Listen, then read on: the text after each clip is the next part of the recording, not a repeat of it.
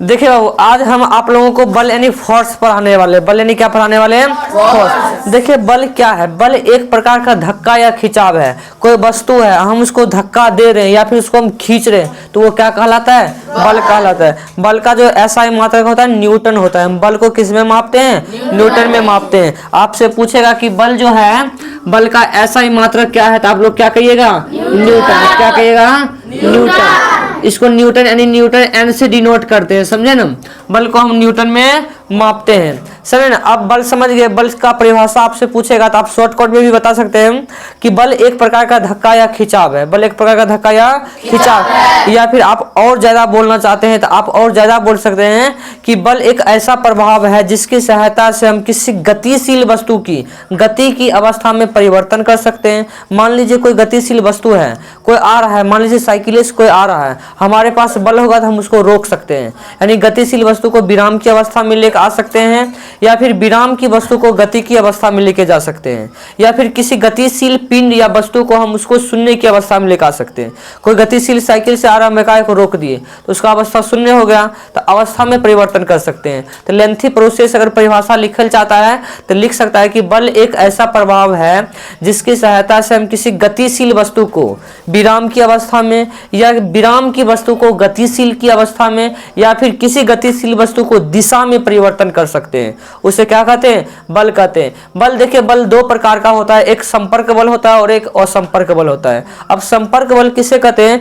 जब हमें बल लगाने के लिए किसी वस्तु के संपर्क में जाना पड़ता है, समझे ना? किसी वस्तु के संपर्क में गए तो उसके बाद क्या करेंगे? उसको संपर्क बल। जैसे हमको बाल्टी में पानी भरा हुआ है, उसको अगर हम कहीं लेके जाना चाहते हैं तो हम लोग क्या करेंगे? उसको उठाएंगे और उसके बाद उसको लेके जाएंगे। ऐसा तो नहीं है कि हम बाल्टी उठाएंगे कहेंगे बाबू चल जाओ, तो ऐसा तो हो नहीं सकता है। तो जो मतलब कि जहां बल लगाने के लिए हम उस वस्तु के संपर्क में जाना पड़ता है उसे हम क्या कहते हैं? उसे हम संपर्क बल कहते हैं। सही। असंपर्क बल भी दो प्रकार के होता है। कौन कौन सा होता है? एक पेशीय बल होता है और एक घर्षण बल होता है। इसके बारे में भी पढ़ेंगे। अब एक होता है असंपर्क बल। असंपर्क बल किससे कहते हैं? मतलब कहिएगा ऐसा बल जब कार्य करने के लिए वस्तु के संपर्क में जैबे नहीं करेंगे लेकिन वो कार्य हो जाएगा, समझे? उसे क्या कहते हैं? असंपर्क बल। जैसे आप लोग देखते हो गुरुत्वाकर्षण बल, जैसे कोई चीज ऊपर फेंकेंगे तो कहाँ गिरेगा? नीचे गिरेगा। जब नीचे गिरेगा तो गुरुत्वाकर्षण बल है वो ऊपर से डायरेक्ट कहाँ गया? नीचे। इसमें वो बल तो नहीं लगाया लेकिन ऑटोमेटिक आ गया। जैसे आप लोग देखते हो चुंबक के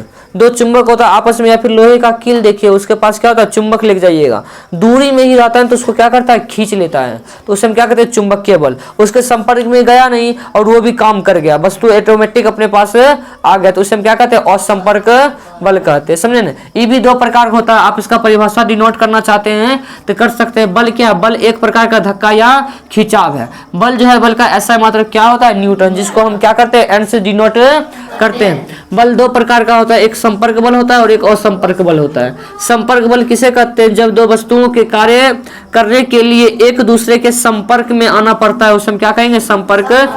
उदाहरण क्या कर सकते हैं? पेशीय बल कर सकते हैं, घर्षण बल कर सकते हैं, समझे ना? एक आता है असंपर्क बल, समझे? तो कहिएगा कि जब वस्तु को कार्य करने के लिए संपर्क में नहीं आना पड़ता है उसे क्या कहते हैं? असंपर्क बल। यानी बिना संपर्क में आए वो कार्य करता है उसे क्या कहेंगे? असंपर्क बल। जैसे यह उदाहरण कहिएगा गुरुत्वाकर्षण बल या फिर चुंबकीय बल। अब देखिए एक और टॉपिक आता है यहाँ पर, आप समझिएगा कि घर्षण बल किसे कहते हैं? घर्षण बल इसमें समझ लीजिए, उसके बाद नेक्स्ट वीडियो में पेशीय बल, गुरुत्वाकर्षण बल और चुंबकीय बल, उसके बाद स्थिर वैद्युत बल और क्या होता है?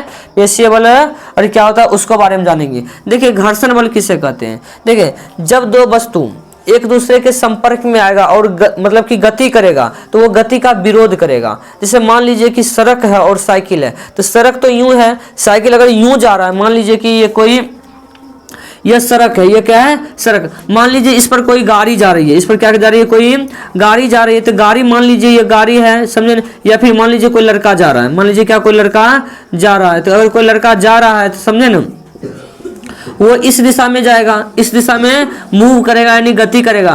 तो घर्षण लड़का तो इस तरफ लगा रहा है, समझे ना? इधर गति कर रहा है, लेकिन ये जो सड़क है, सड़क यह क्या करेगा? इसके गति का विरोध करेगा। यह इधर जाएगा तो इसको क्या करेगा? एक बल इधर धक्का देगा, समझे? जिस कारण यह आगे बढ़ पाता है। उसी बल को क्या कहते हैं? घर्षण बल कहते हैं। दो सतहों के बीच गति के विपरीत दिशा में लगने वाले बल को क्या कहते हैं? घर्षण बल कहते हैं। आप इसका परिभाषा ऐसे भी लिख सकते हैं कि दो सतहों के बीच गति के विपरीत दिशा में लगने वाले बल को क्या कहते हैं, घर्षण बल कहते हैं। या फिर आप ऐसे भी लिख सकते हैं कि जब दो वस्तु एक दूसरे के संपर्क में आते हैं तो एक दूसरे के गति के विरोध करने लगते हैं, उसे क्या कहते हैं, घर्षण बल कहते हैं।